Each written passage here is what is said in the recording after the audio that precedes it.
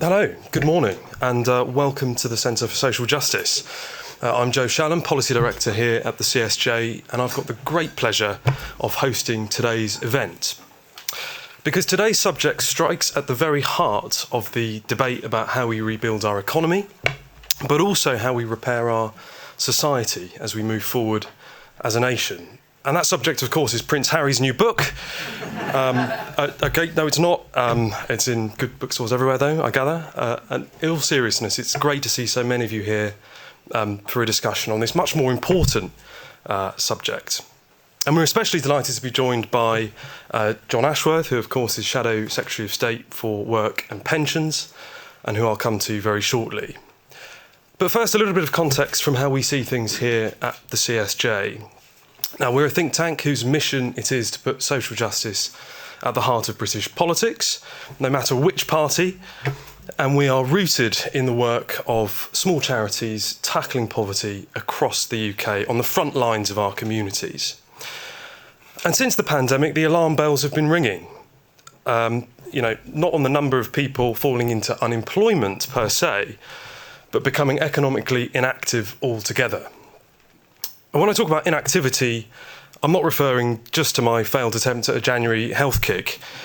What I am talking about, as we uncovered in our recent Feeling the Benefit report, is the 23% increase since 2020 in the number of people out of work but exempt from standard benefit rules due to physical mental health conditions as well as other complex barriers to work.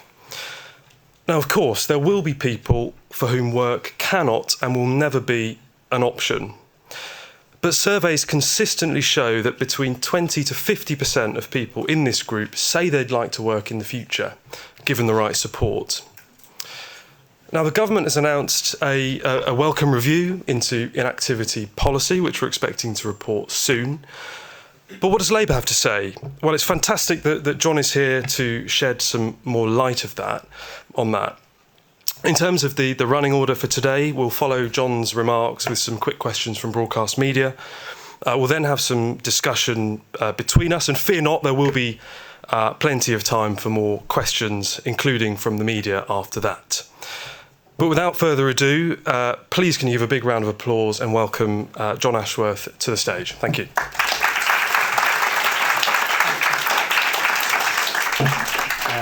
Well, thank you very much, and thank you for that kind introduction. And I'm absolutely delighted to be here at the Centre for Social Justice. And social justice and tackling poverty is the reason I entered politics. But I also just want to briefly thank the Centre for Social Justice and pay tribute to the CSJ for the work that you have done on pushing addiction up the political agenda. Some of you may know that the issue of addiction is one close to my heart, and I've actually spoken about the impact of alcohol abuse on my own family, and indeed have raised thousands of pounds running 3 London marathons to raise money for an addiction charity. So that's not my proposal for funding welfare reform, by the way, and although given the state of the public finances. No, I wanted to come along this morning to talk about the importance of helping people into work and outline new measures, new reforms, new thinking to help get Britain working again. And I did actually want to start with my dad, because my dad was a working class man from Salford, and in the 1970s started a job as a croupier in the Playboy Casino in Manchester. And that's where he met my mum, a working class woman who was a bunny girl waitress in that Playboy Casino, would you believe it? And also at the same time had many other jobs, 2 or 3 jobs, waitressing and working in different bars. Now, I appreciate 1970s casinos isn't an obvious topic for the Centre for Social Justice, but the point I wanted to emphasise is that those jobs meant the world to my parents. They were working class people. And when they suffered worklessness in the 1980s, as so many people did, it was crushing and it was demoralising.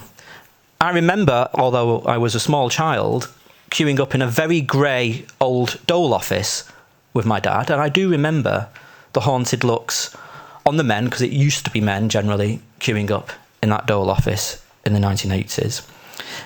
And that's always left me with a strong view that unemployment, if you like, is never a price worth paying. And that's why I wanted to come along today and say more about why helping people into good quality work will be my priority as someone aspiring to be the nation's Work and Pensions Secretary.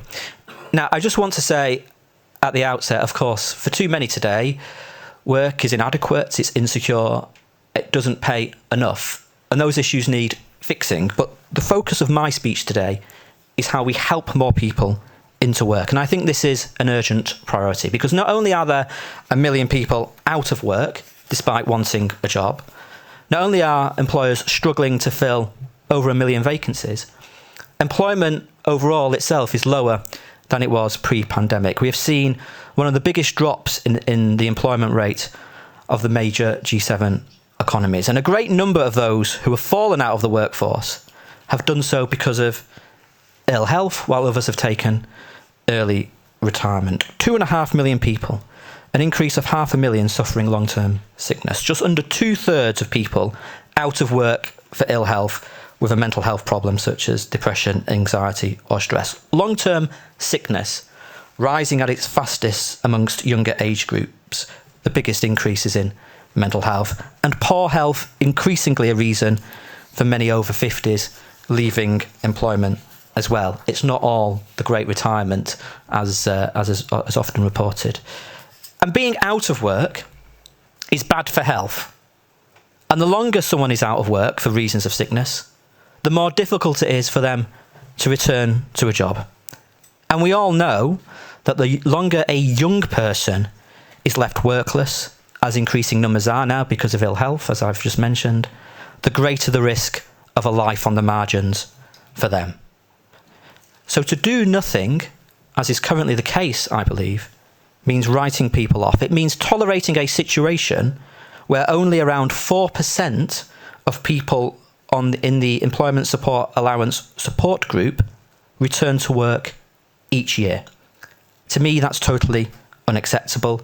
It's nothing less than a monumental waste of the talents of the British people. And not only is it a social cost, it's a huge economic cost as well. It undermines economic growth. It leaves the taxpayer with an increased health-related benefit bill, which the Office for Budget Responsibility has estimated will see an 8 billion increase. And of course, it means extra healthcare costs and lost tax revenues too. No responsible party seeking government can duck these challenges. It's why we need new reforms and need to apply new thinking to welfare, to change lives, spread opportunity, and help people find appropriate, supportive, rewarding, quality work. It's good for them, it's good for society, and it's good for the economy too. Now, just let me be clear. For people who can't work, they deserve security with inclusion, not fear or threats. A Labour government will always deliver that. But when we know, as we've heard, there are hundreds of thousands of people currently out of work and economically inactive who may want to participate in employment with the right support, then we owe it to them and their families to give them a fair chance to participate in decent employment. So a Labour government will modernise job centres, shift resources and guarantee local innovation in the design and delivery of employment support services, and transform social security, confronting the hindrances to work currently in the system. In contrast, over the government's approach today, only 1 in 10 out of work disabled people or older workers are receiving any support to find work. Only 1 in 10. That's frankly a scandal. And for those who do interact with DWP programmes, they are too often left wary of employment services and job centres, too often experiencing them as a combination of benefit policing and one-size-fits-all exercises like CV writing classes, which they doubt will be of any help. I believe this is because ministers sit in Whitehall imposing different programmes after programme on local areas, regardless of the economic needs of a community. And these various programmes, as a recent analysis last year found, amount to around £20 billion of expenditure across 49 different employment and skills related schemes administered by 9 different government agencies and departments. I simply don't accept we are getting bang for our buck. Instead, we have a bewildering spaghetti junction of a fragmented system of different nationally imposed schemes with duplication and confusion, failing to achieve the promises ministers make. There are better ways of spending this money, better ways of designing services and support on offer, better ways of setting priorities to deliver better results. Now, Keir Starmer said last week that a Labour government will shift power and resources out of Whitehall to every corner of the country, because we believe local action makes a difference, and it's local people best placed to design and shape employment support services to meet the needs, challenges and opportunities of their communities. Now, where some limited local design has been allowed in pockets of the country, such as the Inspirational Working Well initiative in Greater Manchester, there have been successes at helping those with complex barriers move into employment. So the reforms I'm proposing will build on the success stories of partnership with the voluntary sector and the private sector working at a local level. But we want to go much further. We'll shift resources to local communities, not just for people who are temporarily or long-term unemployed, but also for people with more complex barriers as well. Through our reform plans, we will ensure local areas put in place targeted support for the most vulnerable, guaranteeing genuine, tailored help for those out of work to overcome the barriers they face.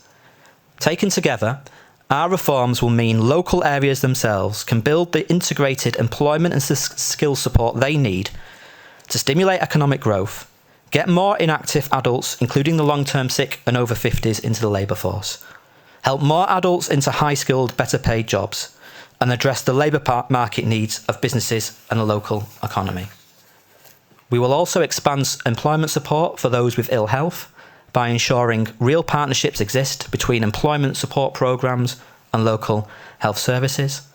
And we are also looking at sweeping reforms as well of our job centres, which my colleague, the Shadow Employment Minister, Alison McGovern, is developing, to modernise our job centres so they become local hubs which, yes, continue to support people navigate their social security entitlements and help people with job search and retraining, but also bring a focus to work progression, so no longer just a conveyor belt to low-paid work, but act as an escalator to better paid jobs with security. Thirdly, as people are helped to thrive into work, we will support people to thrive at work. For example, many older workers with a chronic health condition or caring responsibilities for a loved one say they would benefit from more flexible work options. Under our plans, job centres will help broker flexible opportunities. And crucially, we will also reform the Access to Work scheme as well, where the waiting list for an assessment have trebled and people now wait months for a decision. What that means is a constituent of mine who wants to move into work with a disability was told to expect a 26-week wait for an assessment. How on earth can we support people to move into work when people are told they have to wait that long for an Access to Work assessment? These waiting times are preventing people taking jobs and in some cases even losing jobs. It's shameful. So our changes mean that people looking for work will be able to apply without a job offer and be given an in principle indicative award, so both that they and their future employers know what support will be available for them if they find a job. And finally, the social security system should support, not hinder people's journey into work. But too often the system disincentivises work, making even considering trying to engage in possible employment too much of a risk. So we will reform the work capability assessment regime that too often leaves people trapped out of the workplace, out of the workforce, and limits their potential. We know you'll all have heard how these assessments can be arduous, lengthy, stressful, And many people with ill health simply do not want to risk having to go through that whole benefits application and assessment rigmarole again if things go wrong. So let's take away that fear and distrust. Let's offer people a bridge so that we can encourage people to engage with employment support and attempting to move into work. A Labour government would guarantee that people in this position who do move into employment with the help of employment support services will be able to return to the benefits they were on without the need for another lengthy assessment process. So a Labour government will tackle the barriers faced by the long-term unemployed and economically inactive, bringing people back into productive labour market participation. We'll get Britain working again and will target the highest employment in the G7. These reforms are part of a fundamentally different and new approach where we prioritise well-being and security above all else when helping people into work. We'll do this by offering genuine quality, tailored support for those who want it, with help to explore the opportunities available and what might be appropriate. We'll provide people with more independence, inclusion and fulfilment. For people who cannot work, we guarantee security. For people who do want to work, we'll stand by them throughout any steps they are able to take as they journey into employment. We'll be there to support people if things don't work out. Our reforms will help lift families out of poverty, make our economy more prosperous, and most importantly of all, change lives, offering opportunity and giving people hope for the future. Thank you very much. Now,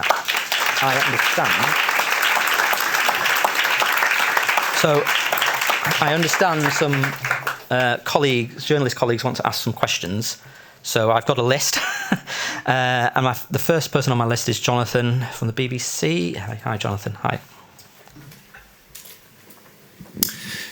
Thank you, Jonathan Blake, BBC News. Can you tell us, as you've said, you want to transform social security, what a Labour government would do about universal credit? Sir Keir Starmer has said that Labour would replace it in government. We want to fundamentally reform universal credit. Now, we actually agree with the concept behind universal credit, which was to bring 6 different benefits together into a unified system of support. That is the right thing to have done. And actually, towards the end of the last Labour government, we were looking at a form of a way of unifying those different benefits together. I don't think anybody thinks it's sensible to go back to those six different benefits today. I think the problem with universal credit is both the adequacy of the levels which the government have put into universal credit. Of course, the £20 cut to universal credit caused a considerable amount of hardship in recent times. But the second issue with universal credit has been the levels of complexity that have been added to the system. So as part of the reforms that we are looking at, and we're consulting on this at the moment, is how do we simplify universal credit to both better incentivise people moving into work, and secondly, to support families as well, because much of the complexity which has been imposed upon the system has led to very punishing consequences. And we've all got stories of how larger families have been particularly worse off as a consequence of some of these changes, or for the fact that people are forced to wait so long for their first payment, which means they need to take out a loan from the Department of Work and Pensions, and then they are really tied down with debt repayments to the department, which is causing them considerable hardship. So these things all need to be looked at, which is what we are doing as part of our plans and we're consulting upon. But what I should emphasise, though, is this. All of these issues obviously come with a price tag. And we will never be casual or irresponsible with the public finances. We've seen the consequence of irresponsibility with the public finances in recent months under the Conservative government.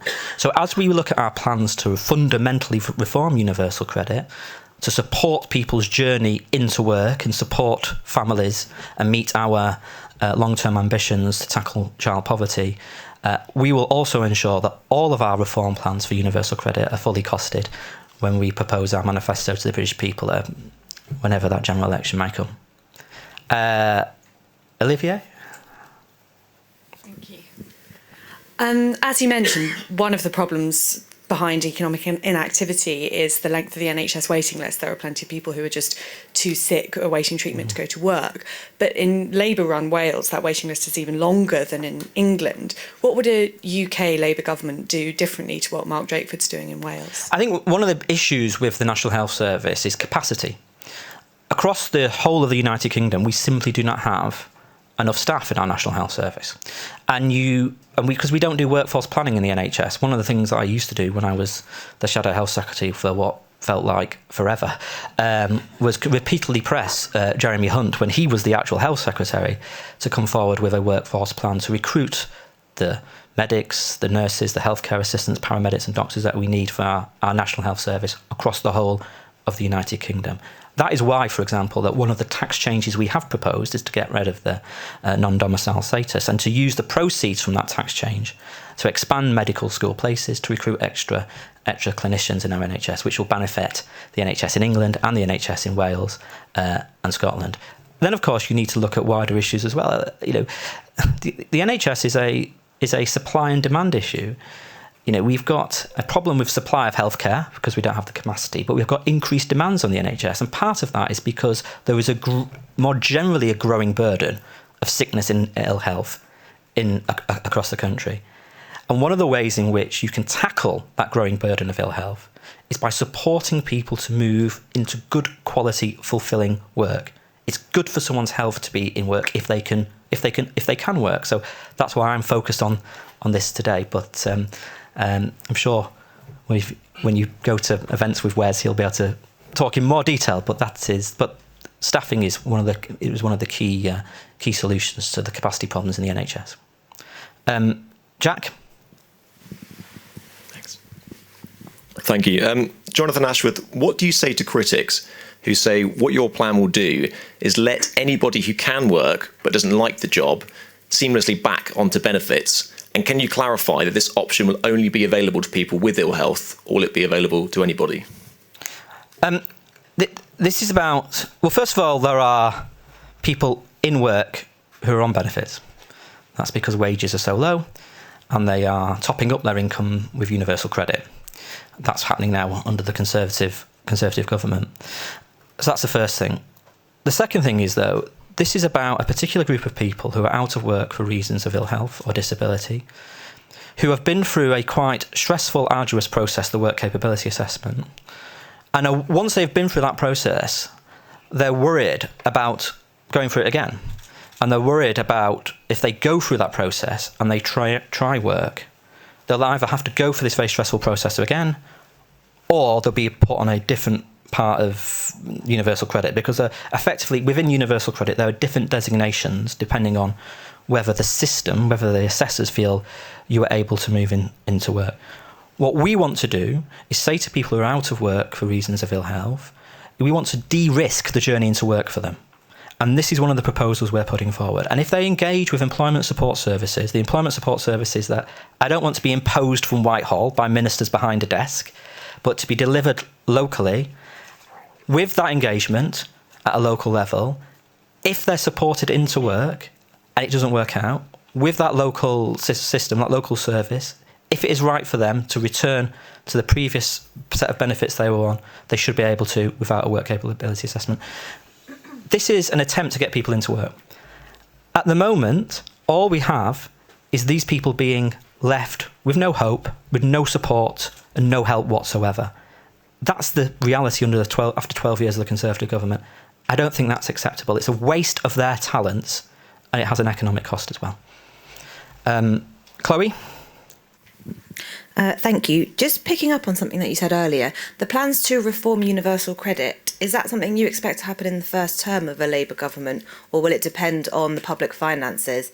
And if I may, just also on finances, how much do you imagine your plan for local job centre support reform will cost in comparison to the 20 billion I think you said it currently costs? Well, what we're saying is that the money that is currently being spent on the various different programmes, this confusing, fragmented spaghetti junction of different programmes, which is nationally imposed by ministers from on high, would be better spent at a local level. So that resource should be devolved. I do not believe that we are getting bang for our buck. In fact, all of these programmes never deliver on the promises that ministers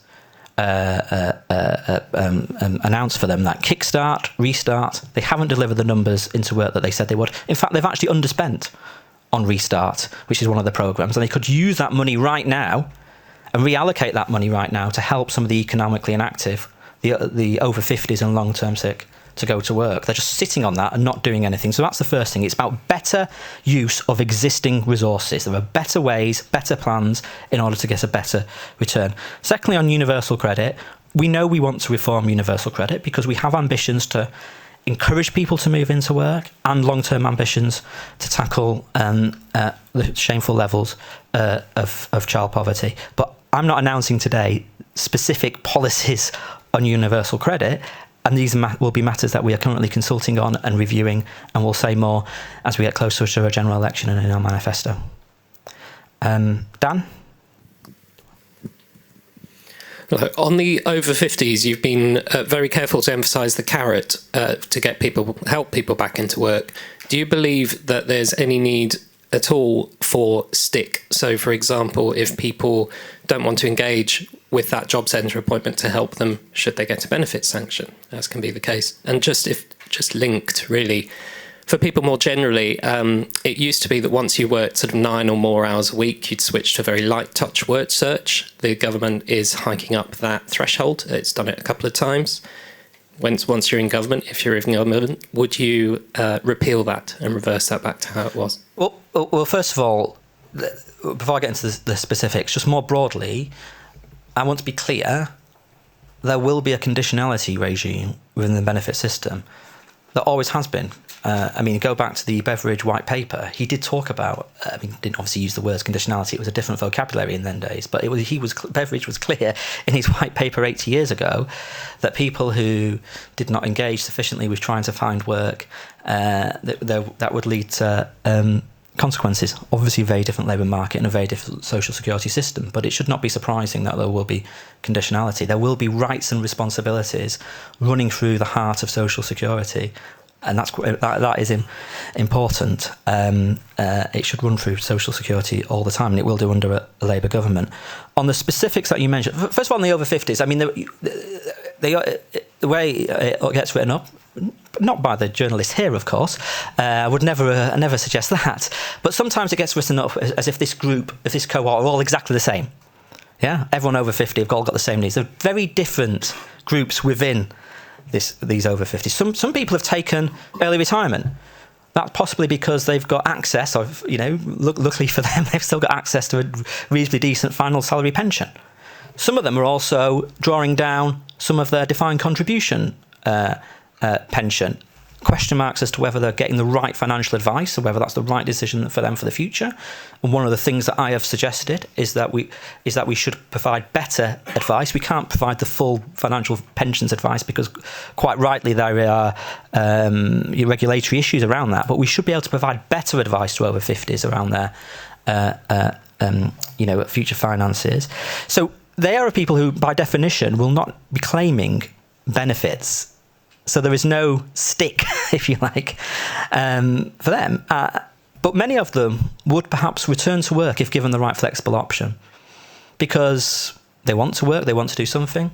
Or it may be that they've left work for caring responsibilities. This is going to become a bigger issue. That 1 in 3 children born this year will go on to develop dementia. We're an ageing society. We've got to tackle longevity or understand longevity. More and more people will want to care for a loved one, care for a partner, care for a mother or a father. But they will also want to go back to work if the right option is there for them. So I believe the job centre should be able to find those jobs, broker those jobs for people, if possible. But there isn't a stick. These people are not on universal credit. Obviously, if people are on universal credit, then the conditionality regime will apply. On the specifics around the increasing the searching for work requirements depending on the numbers of hours worked. Well, of course, we want people to work more hours. Working more hours is a good thing. The danger with the government's approach is that is their only answer to this. They're one-club golfers. And they think that forcing people to search for extra hours, even though some of the reasons why they're not working those extra hours is because they've got childcare responsibilities. And the cost of an extra hour's work, or the wage that they potentially would get for an extra hour's work, will not buy them the extra hour's worth of childcare that they will need. It's why we need new reforms and new thinking in this approach. And as we consult on our fundamental reforms to universal credit, we'll obviously want to look at all of these different features.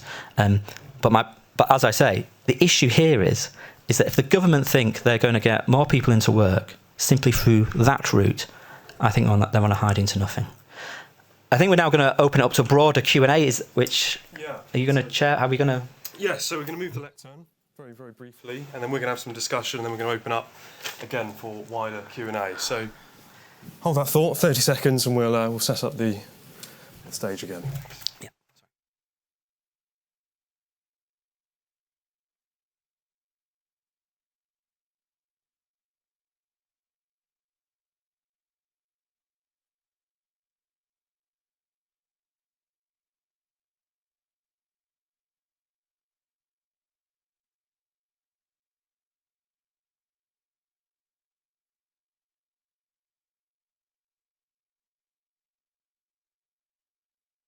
I feel like sort of. Right. Okay. Okay. Thanks very much for that, John. Really, really insightful answers there as well. So, just a couple of questions from me. I'm going to abuse my prerogative. No, please do. As chair. So, to help people overcome the complex barriers to work that you've touched on, we've proposed a universal support programme, funded through the underspend on the Restart scheme that you also mentioned.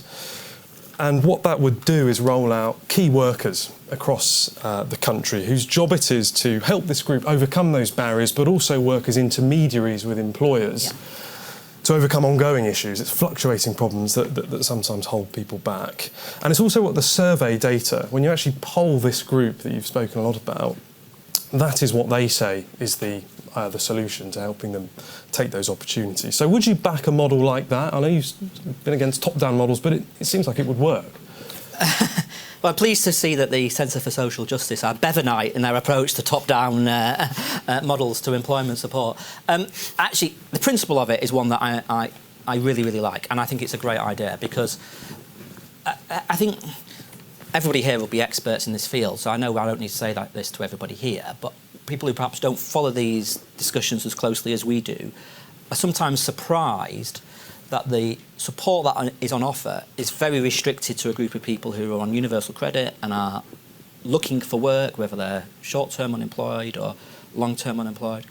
There is some money that local authorities use to shape some form of employment service, which they get through the European funding, but there's a problem that this European funding is about to, or the budget line is about to finish, and then it gets replaced, I think, in 2024-25. So there's a year's gap, and a lot of local authorities are really worried about what they're going to do.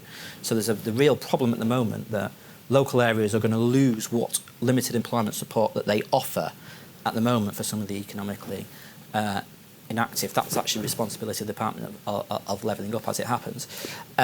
But you have rightly proposed putting in place a form of support where you locate the employment advisor at a local authority level, but who works in partnership with housing associations, with the local National Health Service, with GPs and local charities to help people who are economically inactive and try and broker for them, give them help, support, confidence to move into work. I think it's a great idea. The only sort of note of caution is that it may well be that some local areas feel it doesn't quite work for them, and I want to give local areas more responsibility to design and commission services themselves. But I would have thought that most local areas would want to use this or implement this type of programme like you are suggesting, because it's so important. There's a whole bunch of people who are not getting any support. And again, so I know everybody here will be an expert on this, but there'll be people out there who are thinking, why isn't that the role of the job centre? Why doesn't the job centre do that? Well, the job centre, I actually think the job centre was a great reform of the last Labour government.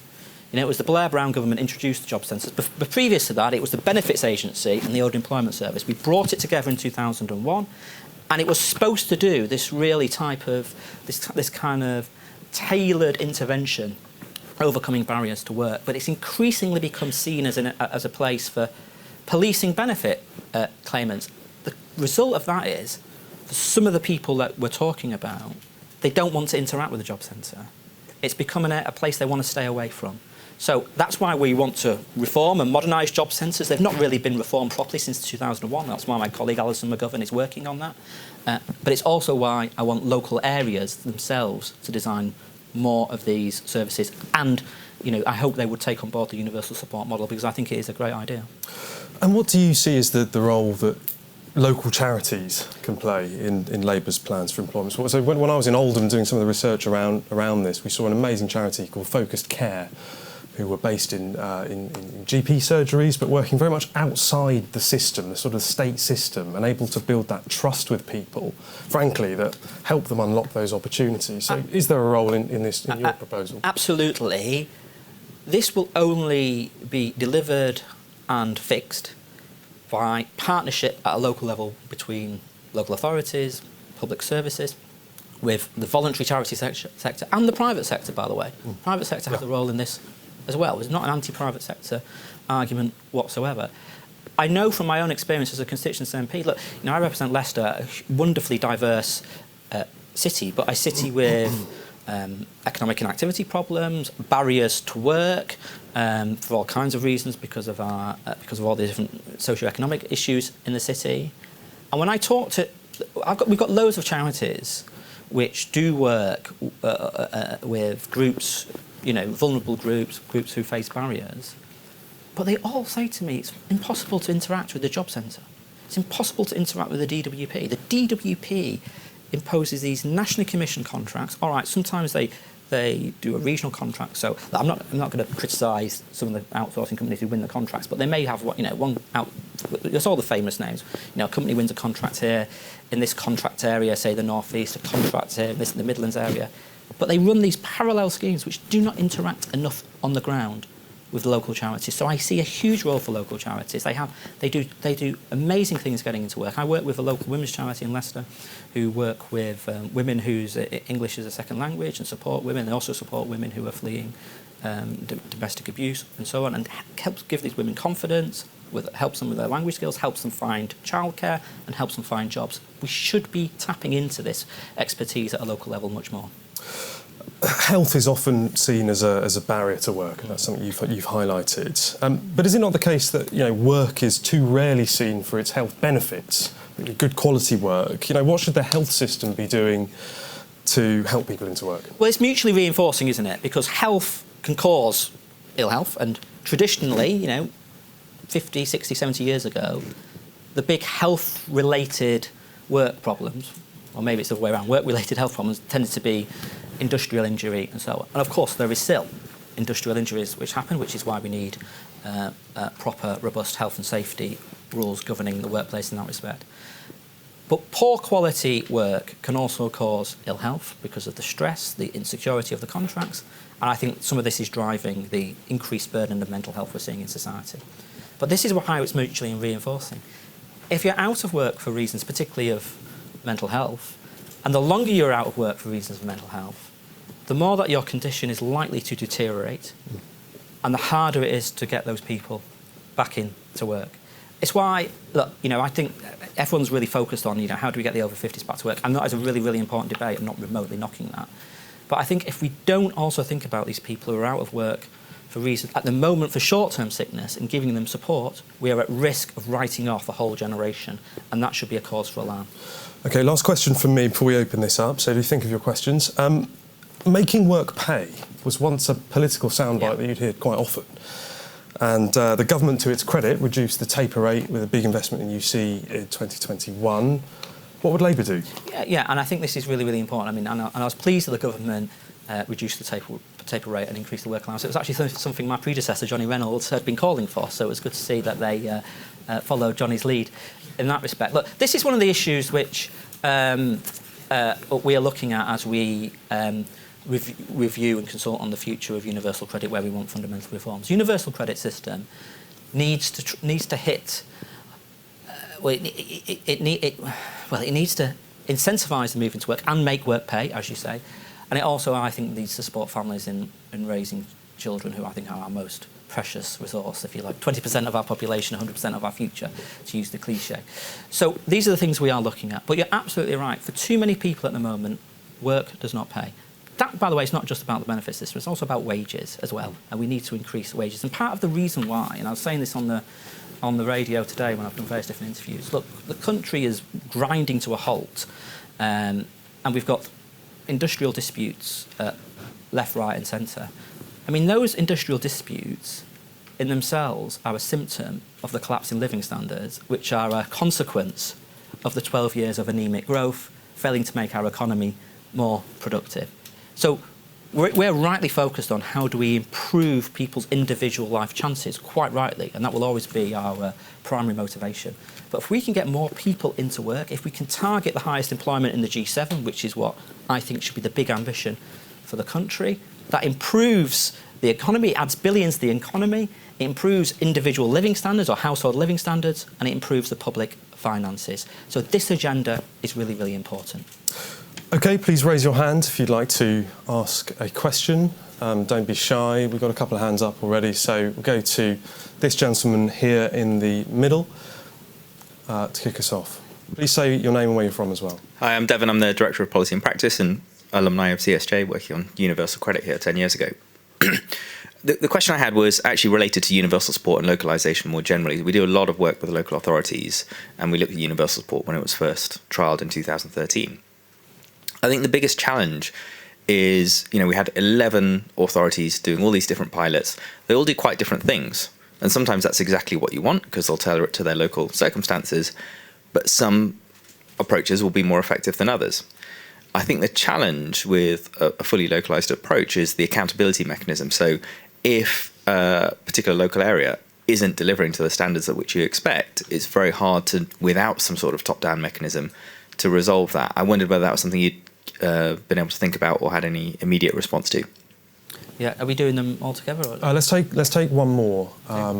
Sorry, hands up again. This gentleman here in the second row. Thanks, Sophia. Hi, it's Fraser Knight from LBC Radio.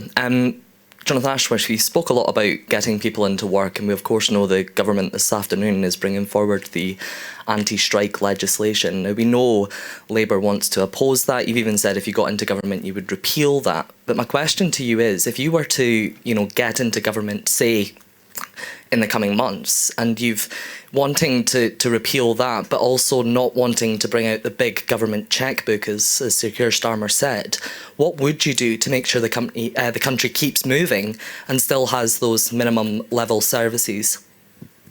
OK, shall I deal with that one first? Well, I mean, first of all, look, it's ironic the government are calling out minimum services and they can't even provide a minimum public service. The NHS is absolutely on its knees under this government. But look, I mean, do we really think that these proposals are remotely workable? They are a saying, if you take it to its final analysis, that if a paramedic, a nurse, a healthcare assistant exercise their right to take industrial action, they will lose their job.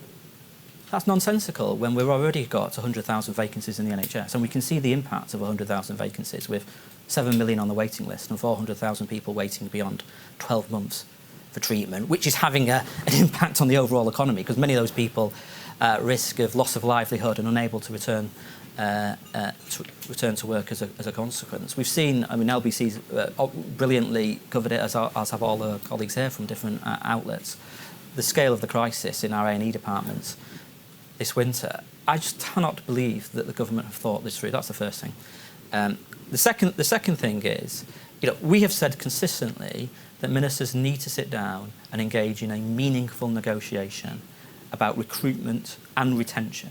Pay is about the retention element of that, because we need the NHS and other public services to retain its current staff, but also to be an attractive destination for future potential nurses and healthcare assistants and paramedics. We don't want it to be a system that people don't want to work in.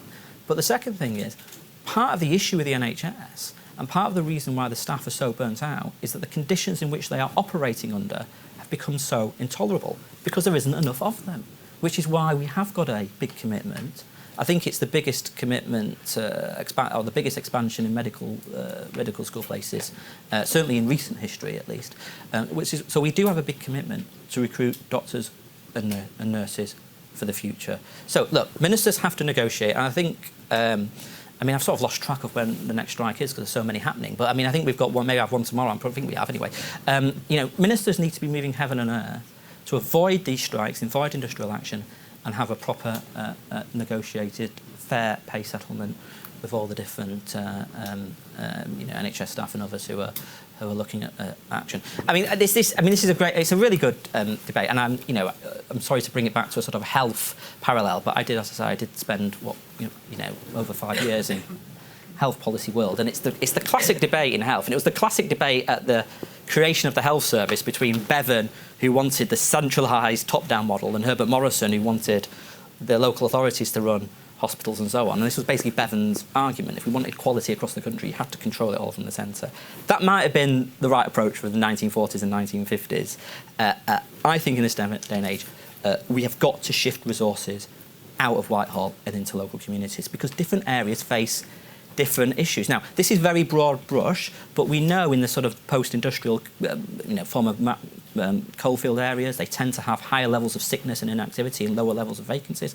Cities like mine, which you know my city very well, Birmingham and other cities also tend to have high levels of economic inactivity, but high levels of vacancies. The south, east particularly tends to do very well economically. So I think we need different approaches in different parts of the country, and the people who know that best are the people who work in those local economies, who have a role in those local economies, local businesses, local authorities, other local stakeholders. I think they need to design these services. But don't forget, right, there will be an accountability mechanism in all of this, because government is shifting resources, and we do need to look at how we commission these resources. So it may well be in some parts of the country that we explore options of co-commissioning. It may well be in parts of the country where there's a more developed local combined authority or local arrangements, that those parts of the country can just get on and commission services themselves. And obviously, when you're working in public policy, we will be reviewing all this. The key thing is, which I thought you was going to ask, because I know you raised this also, is about data. Yeah. Access to data is so important. And to improve services across the country, we need to make it easier to share data as well. So that's one of the things I'm looking at. I know, again, apologies for referencing back my days in the health world, but one of the big problems we had in the pandemic, when we were trying to get local authorities to do more work on the ground in terms of contact tracing and all of that, do you remember those debates? It was so difficult to get the right data to local authorities. We have problems with how we share data in this country, and that is something we need to look at to improve policy outcomes. Okay, 2 more questions now. So those 2 hands went straight up, so let's take them separately.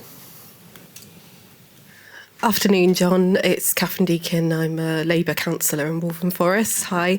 My question is around childcare and the huge impact that the lack of affordable childcare has on unemployment, and just wanted to hear more about you touched upon it briefly, but Labour's commitments to tackle the childcare crisis. Thank you. Hi, I'm another Catherine. I'm Catherine Foote from Phoenix Insights. Hi, John. What we know about economically inactive workers is that the top of their list for what would attract them back is access to things like flexible work and support for things like carers' leave. Do you think we can rely on employers to sort of meet this demand and react accordingly, or do workers need stronger rights to things like carers' leave and flexible work? Okay, two great questions from our 2 Catherines there. So first of all, to my colleague from Waltham Forest, childcare and the prohibitive costs of childcare are such a barrier for so many people returning to work. And so my colleague Bridget Phillipson, who's our Shadow Education Secretary, as you know her, is looking at how we expand childcare, and it's our expectation that we'll go into the general election with a significant childcare plan. One of the things that she announced at the party conference was an extension of breakfast clubs. I know the debate around private school fees and so on has been controversial in some newspapers, but the proceeds of those tax changes we hope will fund an expansion of breakfast clubs. But we've also got to look at the way in which the universal credit system supports people on childcare as well, because I often hear that parents who want to move into work need to pay for childcare costs up front, and not only is the childcare element of the universal credit system not adequate for their needs locally, so that's obviously something we've got to look at. The way in which people are expected to pay things up front is also a barrier. So these are things that we are definitely looking at. And I think, I didn't talk about childcare in my speech because I'm focused on the DWP aspect of this, but I think there's a broader point here. Getting people into work is obviously about employment support services, it's also about incentives in the social security system, but it's also about other factors. It's about childcare, it's about skills. There's a premium on skills in this day and age. We need people to be skilled and to retrain for the future, and perhaps that may well mean people who are the over 50s or older workers are given real chances to reskill, and we give them confidence that reskilling and retraining is worth their while. Because if they're going to take some time out of work when they've got kids, the mortgage and so on, and that may well be a cost to them, and we've got to look at how we can perhaps facilitate that system better, we've got to give them confidence that it's worth their while, that reskilling is actually going to have a return for them as individuals. So that's something we're exploring. But more broadly, on your point about flexible work, well, we have promised rights to flexible work. Actually, in fairness, the government have promised it as well. They keep telling us that they were going to do this. I think it's been in certainly the most recent 2 or 3 of their manifestos. And they have, in theory, promised us an employment bill where this is supposed to be looked at, but we're waiting. We're probably more likely to see Lord Lucan riding Shergar down Leicester High Street than their employment bill, perhaps, but we will see. Some more questions. This lady over here. Sorry, Sophia, I'm making you run around. And then another question from the front. This gentleman here after. Thank you. Thanks very much. Alex Suford, I work in fintech.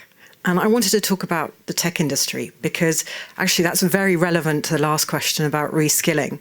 So the tech industry is hurtling towards a labour skills shortage, as you're probably well aware. It's also one of the least diverse industries and sectors around. I mean, just one little example, 50% of women leave tech before the age of 35. So you don't even want to think about the over 50s in that context. So what kind of relationship carrot sticks might Labour offer the tech industry specifically, and other industries where you've got sort of a lack of diversity that means that there are a lot of jobs that are unfilled? Yeah, okay.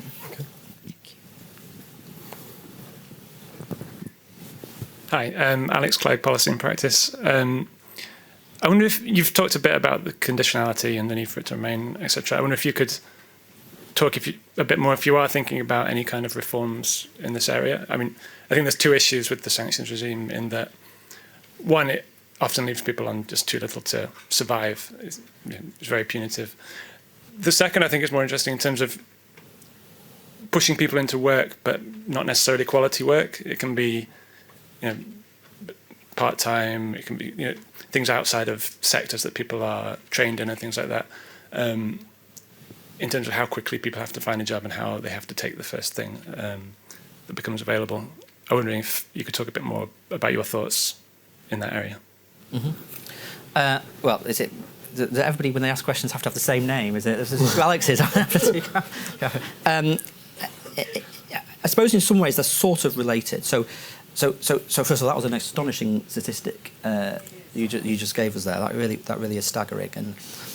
And I mean, I think I'm going to take it. I'm going to sort of step back and answer it in a slightly broader way, if I may, because I think the future of the sort of technology sector, or the specifics of the future, are probably more for my colleagues in the Department of Business and perhaps my colleague in the Department of Education and Skills. But I think this is a really good example of how, and it does link to this, that the nature of work is training and changing, and the types of jobs on offer will be changing. And we need to prepare ourselves for big trends or big changes that are coming.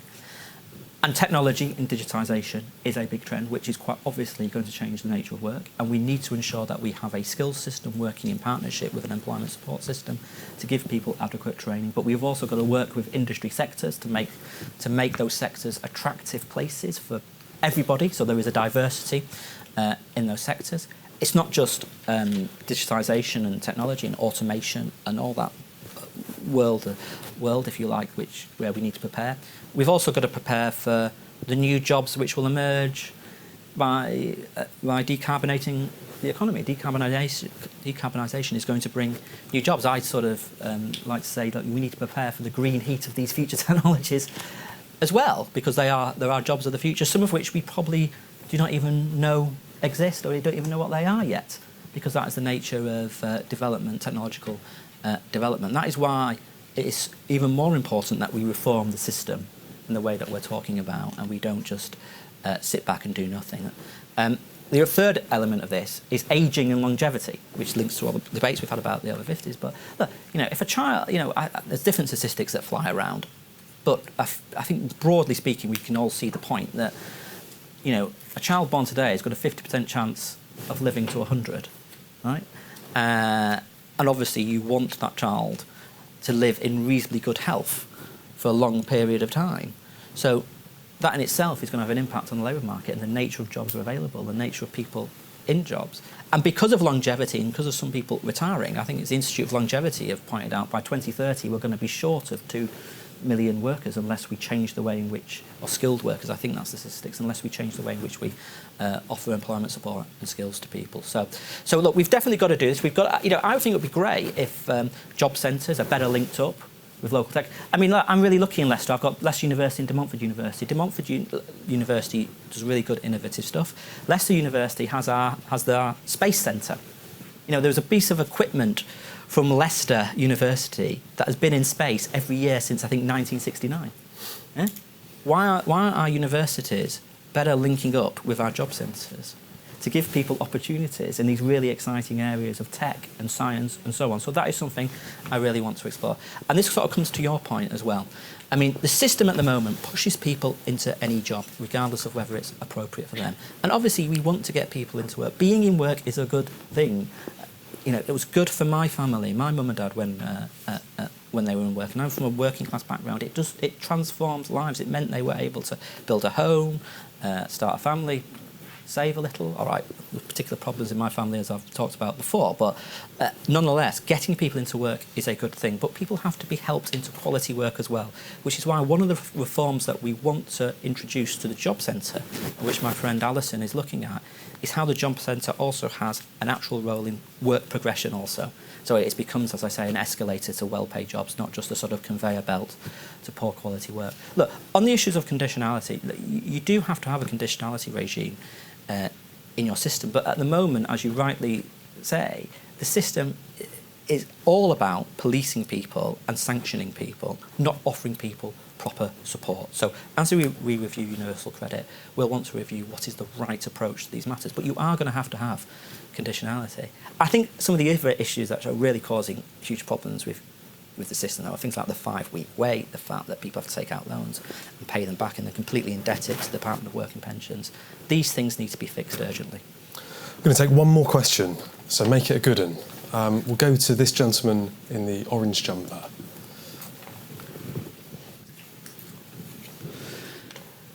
Hi, I'm Ollie from Mind. It was glad to hear you talk about assessments and the challenges that people face with assessments and kind of how arduous a process that can be. At Mind, we've called for a commission of disabled people and other people who use assessments to kind of review the assessments process and kind of propose reforms so that process is very much led by the people who use it. I'd be interested to hear what you think of that and what Labour's plans are for reforming assessments. Yeah. Is there anyone else called Ollie who wants to ask a question? Just to continue the... no other Ollies? No? No, that's a really important question. So I've obviously focused on a particular aspect of the work capability assessment regime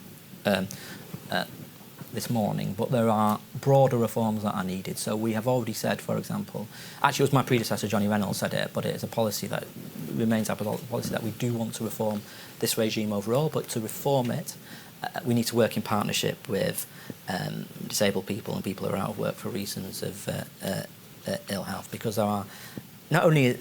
You are going to have a form of assessment. I think everybody accepts that. But there has to be a better way of delivering these assessments, which are not about stressing people, not about making them feel like they're on trial almost, which do take into account medical circumstances. I mean, I was talking to somebody, this is not necessarily about the work capability assessments, more about PIP assessments, but I was talking to a mother recently who has got a disabled child and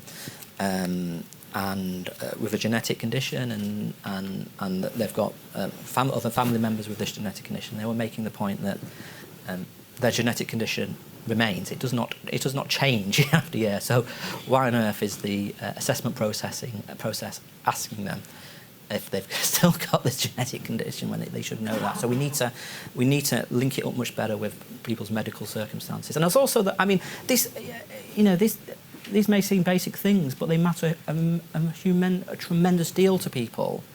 The forms that people are expected to fill in are so intimidated and horrible. If you're applying for extra support for your disabled child, you don't want to fill in a form which talks about all the things that your child can't do. That's not how you think about your child. We've got to really reform this system so it is a better system. Because I know so many people have had such an awful time with the system, and we're very keen to work with Mind and other organisations in this field about how we can better reform that system. Okay, thank you all very much for your questions. I'm going to have to draw the event to a close now, so please can you join me in giving a final round of applause to John Ashworth.